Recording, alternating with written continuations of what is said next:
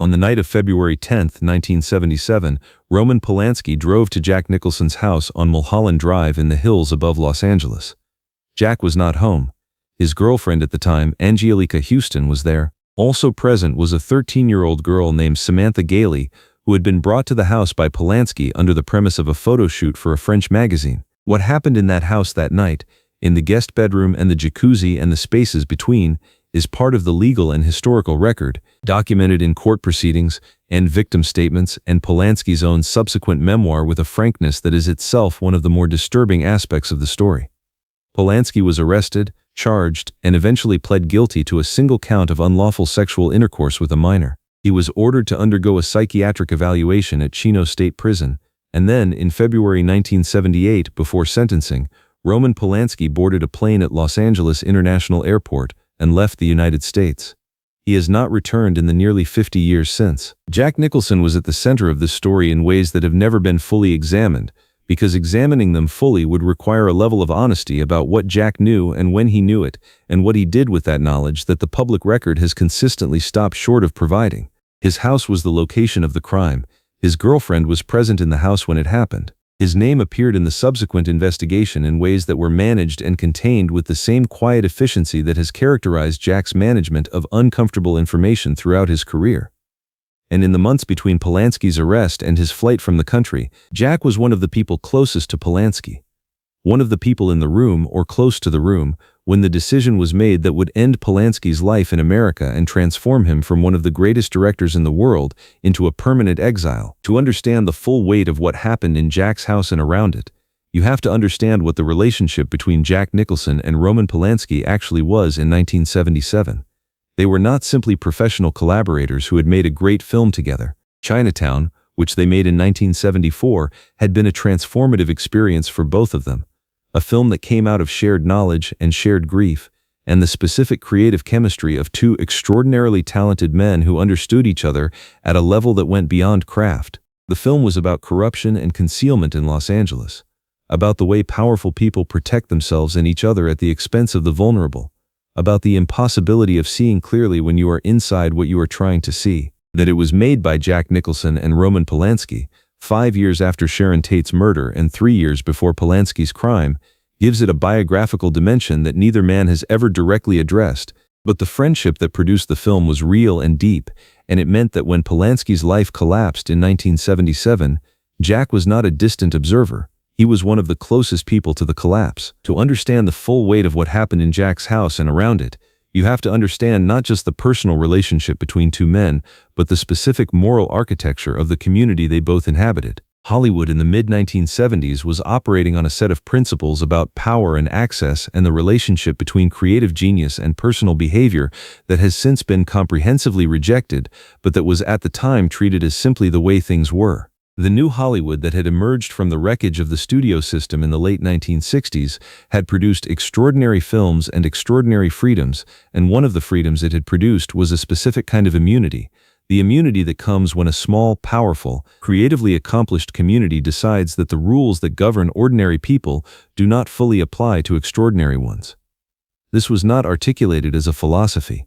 It was simply practiced in the way that unexamined assumptions about power are always practiced, as a background condition of how the world works, noticed primarily by the people it disadvantages and taken for granted by everyone else. Jack Nicholson was one of the people for whom that immunity was most fully available. He was the most prominent actor of his generation, surrounded by people who were similarly prominent, similarly protected, similarly accustomed to a social environment where the consequences that ordinary people faced for ordinary transgressions either did not apply or were managed away before they became consequential. This is not a character indictment, it is an environmental description. The environment shaped what was possible to see clearly, what was possible to name honestly, what questions it was possible to ask about the behavior of people you respected and cared about. And in 1977, in that environment, the questions that would now be asked immediately and loudly about what had happened at Jack's house were not being asked in the same way. The specific sequence of events around the night of February 10th begins, for Jack's purposes, with the fact that Polanski had been using his house regularly. Not in a sinister way, in the ordinary way that close friends use each other's spaces, with easy access and mutual trust. Polanski was working on the photo project in his capacity as a legitimate professional photographer, and the Nicholson house on Mulholland Drive was a convenient location with its pool and jacuzzi and the kind of relaxed private atmosphere that made it suitable for the kind of informal fashion photography Polanski was doing. Jack had given permission for the house to be used.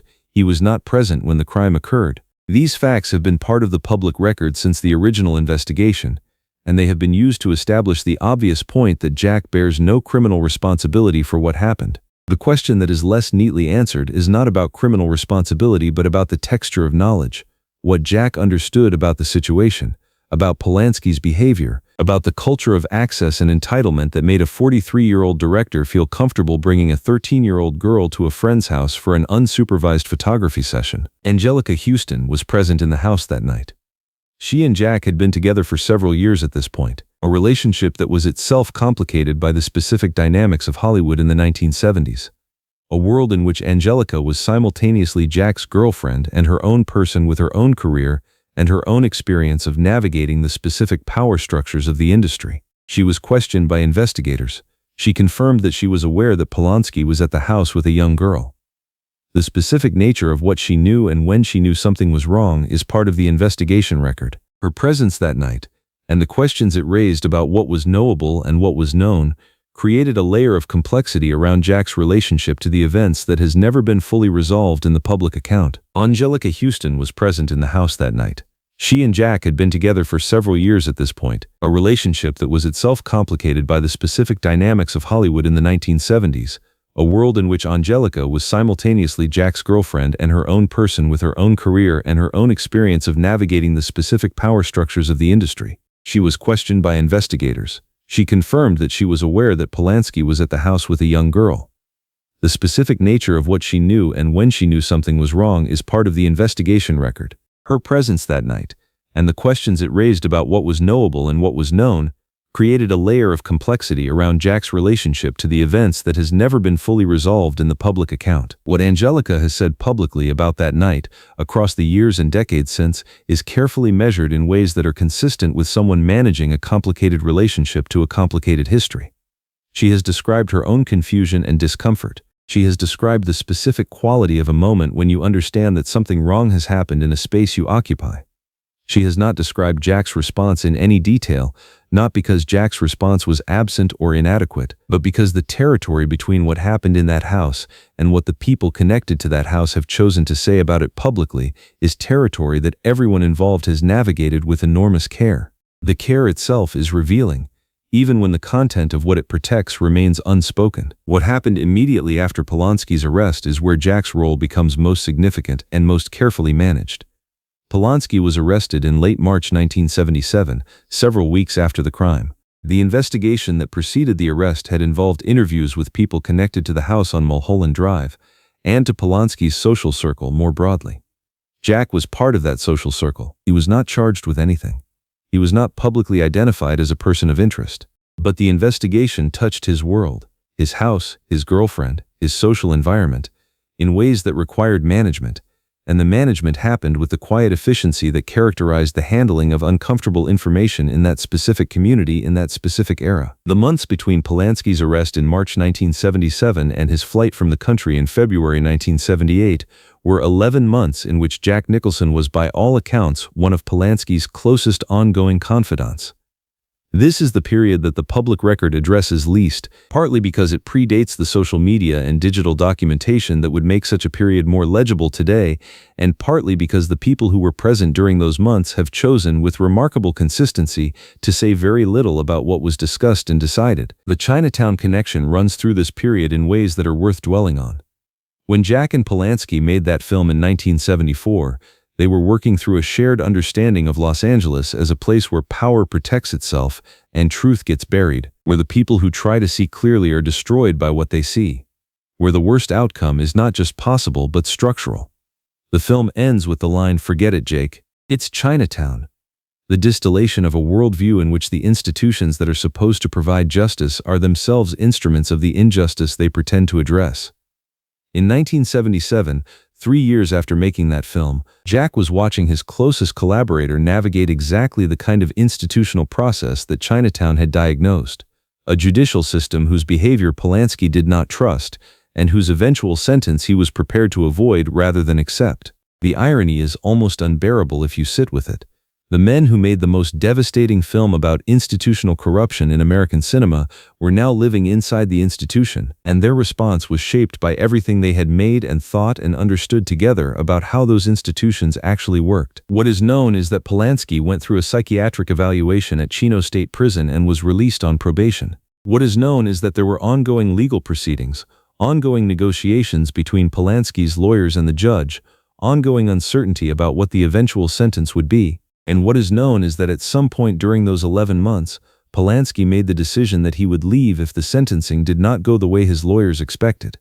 He did not make that decision in isolation. He made it in conversation with people who were close to him. Jack was one of those people. The specific nature of Jack's involvement in the decision is something that has been approached in various accounts and retreated from in all of them, because the full picture requires acknowledging things about the moral landscape of Hollywood in 1977 that the industry has never been fully willing to acknowledge. The question is not whether Jack encouraged Polanski to flee.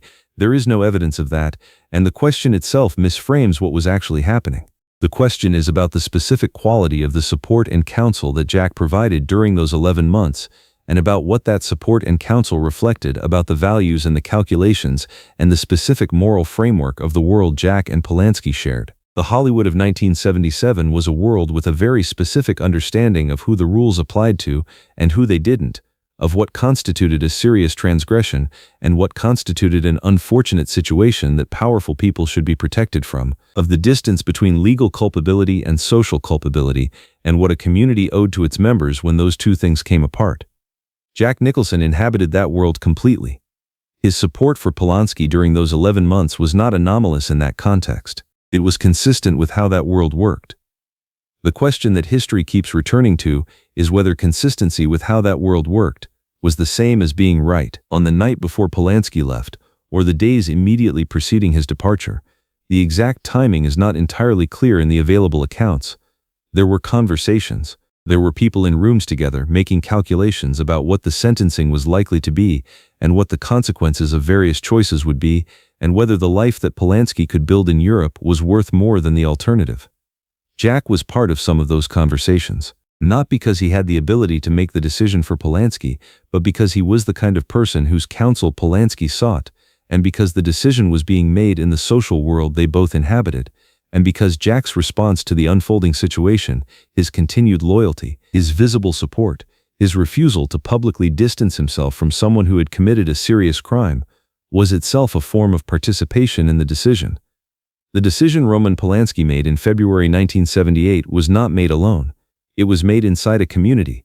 Jack was part of that community, and his part in it has been managed with the same careful silence that has characterized his management of uncomfortable knowledge throughout his life. The aftermath of Polanski's departure played out over decades in ways that continued to touch Jack's life in specific ways. Jack maintained his relationship with Polanski across the distance of exile. He continued to speak of Polanski in positive terms, to defend his artistic legacy, to resist the pressure that would eventually push many of Polanski's former allies to publicly distance themselves from him. When Chinatown came up in conversations, Jack talked about the film and about Polanski as a director without the hedging and qualifying that became standard for people who had worked with him. This consistency was noted by people who found it admirable and by people who found it troubling, and both groups were right about what they were observing, which was Jack Nicholson maintaining, across 40 years, an enormous social pressure in the other direction, a loyalty that had been formed in the specific circumstances of that close friendship and that difficult period, and that had survived everything that had been thrown against it. There is a specific quality to the loyalty that Jack maintained toward Polanski in the years and decades after the flight that deserves careful examination, because it was not the passive loyalty of someone who simply failed to engage with what had happened. It was active. It was visible. When Polanski's name came up in contexts where other people were hedging or distancing, Jack did not hedge and did not distance. When Polanski's films were screened and celebrated, Jack was part of the celebration without apparent discomfort. When journalists or interviewers pushed on the question of what Jack thought about Polanski's situation, about the crime, about the flight, about the decades of exile, Jack answered in ways that acknowledged the complexity without ever resolving it in the direction that a changing cultural consensus was pushing. He defended Polanski's artistry. He acknowledged the legal reality. He declined to perform the public condemnation that would have been the path of least resistance, and the declining was itself a statement about what loyalty means, about what friendship means, about what it costs and what it says about a person to maintain both in the face of pressure to abandon them. Whether this loyalty was admirable or troubling or both simultaneously is the question that the Polanski case poses most sharply to everyone who was part of that world and maintained their connection to him across the decades. The answer that feels most honest is that it was both, inseparably, and that the inseparability is the point. Jack's loyalty to Polanski was not a simple thing.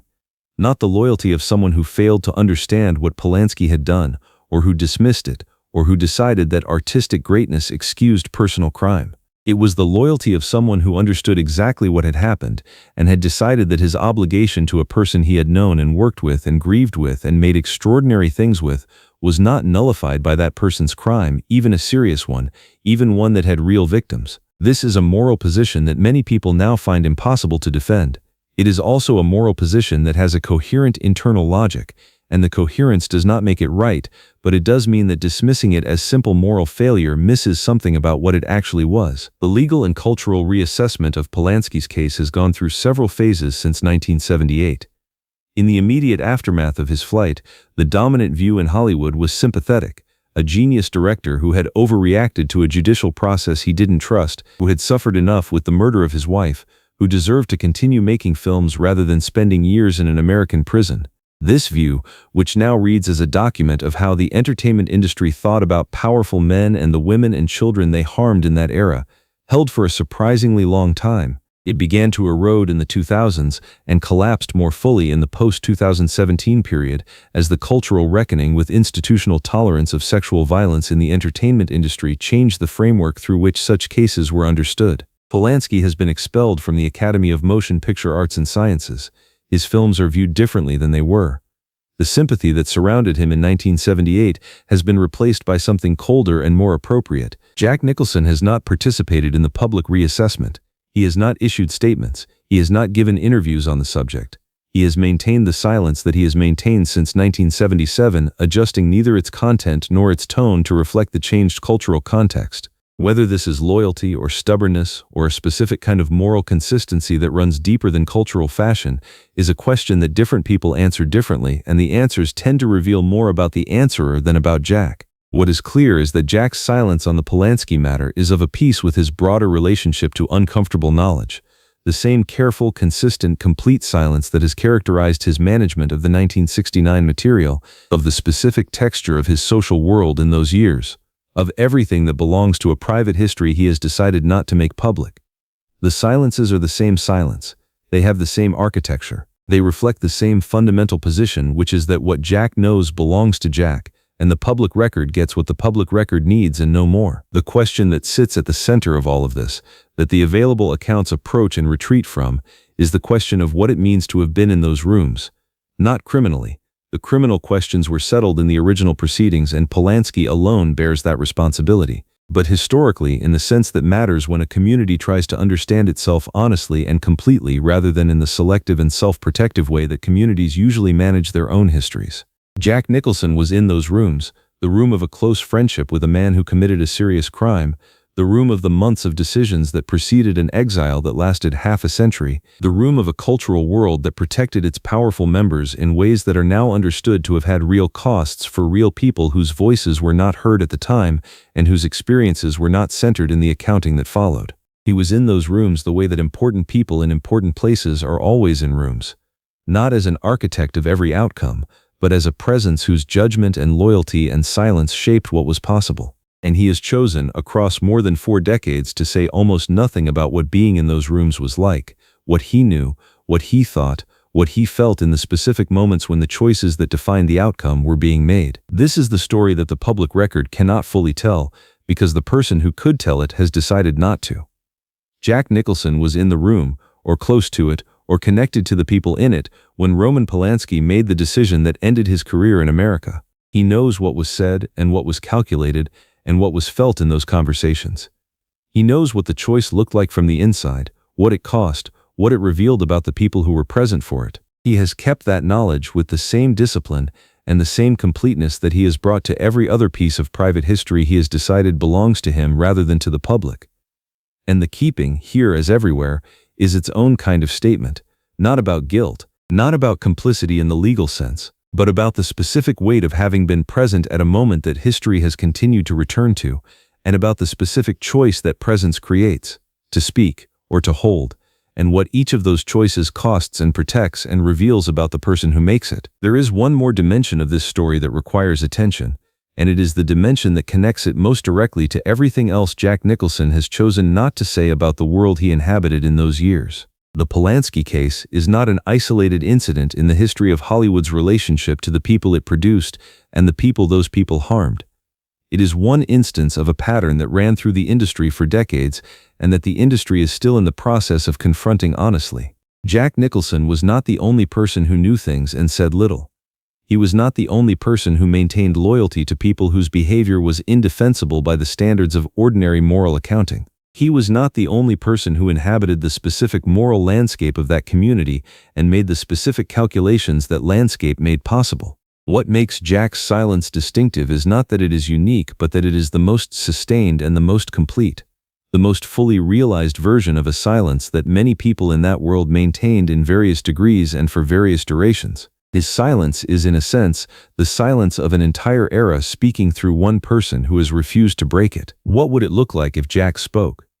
Not in the limited sense of giving an interview or issuing a statement, but in the fuller sense of accounting honestly and completely for what he knew and when he knew it and what he understood and what he chose and what those choices reflected about the world he was part of and the specific nature of his participation in it. It would look like something that has almost never happened in the history of the entertainment industry, a genuinely complete accounting by someone powerful enough to have seen everything and protected enough to have kept most of it.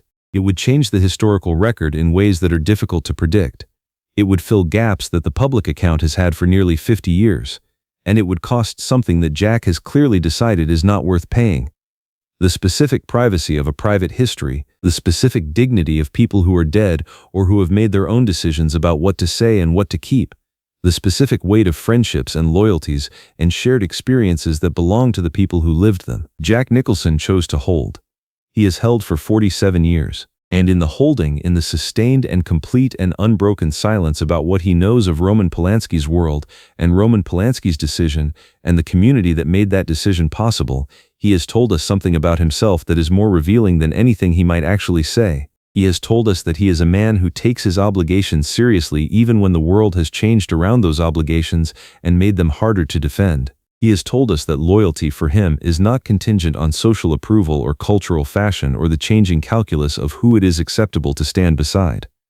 He has told us that what he knows belongs to him, and that the public record gets what the public record needs, and that the rest, the texture and the weight, and the specific moral complexity of having been present at a defining moment in the history of a community and a culture is his to carry, and his alone, for as long as he chooses. Jack Nicholson was in the room when Roman Polanski made the decision that ended his career in America. He knows what was said and what was felt and what was calculated in those conversations.